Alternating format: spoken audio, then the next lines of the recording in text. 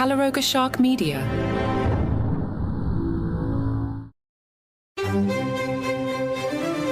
Hello and welcome to Palace Intrigue. I am your host, Mark Francis. David Beckham got revenge on Prince Harry after Meghan Markle allegedly ordered the Duke to snub him, according to Tom Bower's new biography, House of Beckham. The book claims that Prince Harry did not meet with Beckham at the Invictus Games despite inviting him to attend, leaving the football legend perplexed. Bower writes, Beckham found himself alone at the Invictus Games stadium. Arriving on the agreed day to meet Prince Harry, he was perplexed why officials were playing a dance to keep him happy, but away from Harry. The author adds that photographs of the two together were forbidden, and the exclusion order was reportedly issued by Meghan, who did not want any media competition from Beckham or his wife Victoria. The biography also claims Meghan was irritated that Victoria had considerably more wealth than her.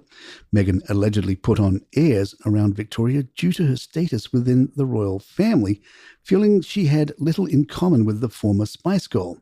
In Meghan's celebrity world, ranking depend on wealth and fame, Bower asserts. Meghan reportedly believed her status in the royal family placed her above Victoria in the social pecking order. Victoria Beckham had initially made efforts to befriend Meghan due to her family's long-standing friendship with Prince Harry and Prince William. However, the relationship soured after Harry allegedly accused the Beckhams of leaking stories to the media.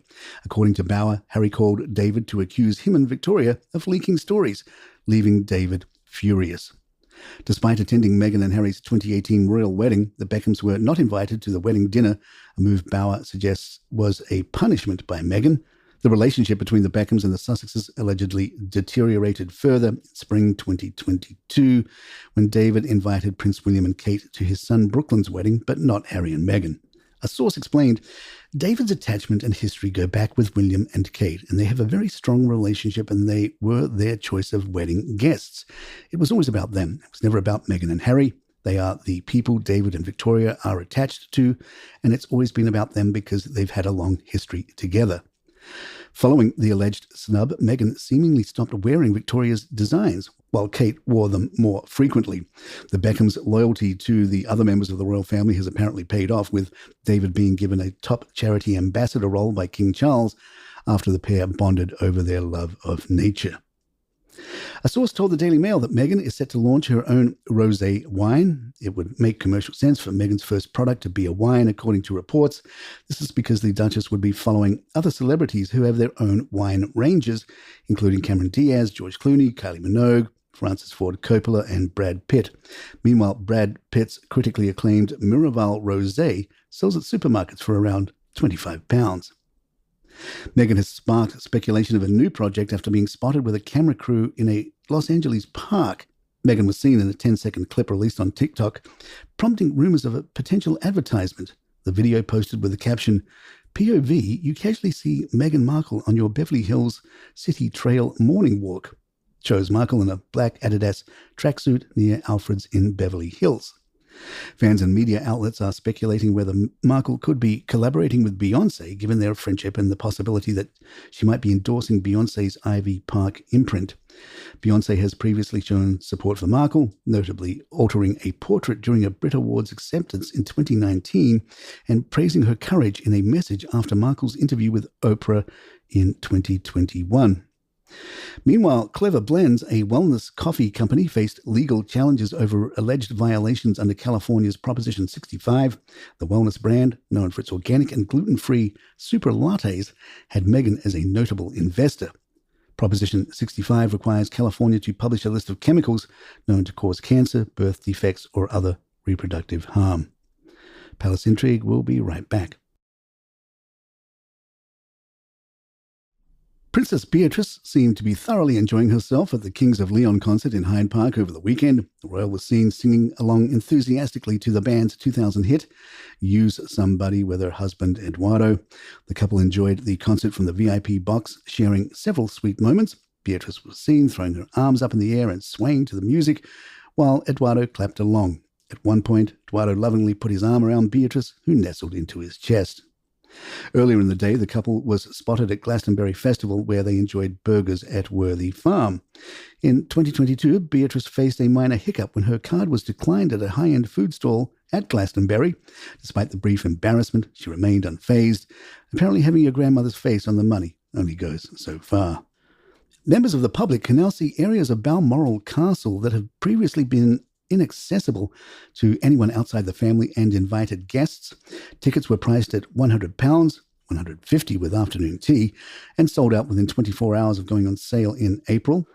The tour begins at the castle's large battlemented porte cochere, a grand entrance wide enough for carriages to pass through. After a short introduction, visitors are taken into the entrance hall. The walls are lined with 22 stuffed stag heads, and there is a bronze statue of Malcolm of Canmore, the 11th century king who is said to have killed Macbeth. There is also a bust of Queen Victoria, highlighting her influence throughout the castle. The castle, though grand, feels like a home with fishing rods and walking sticks stacked against the walls. The tour proceeds to the Red Corridor, where a life-size statue of Prince Albert, which can rotate, is displayed. It is said that the heartbroken Victoria had staff turn the sculpture around so she could see her beloved husband when she was upstairs. There was also a large dinner gong with connections to the Battle of Trafalgar in 1805.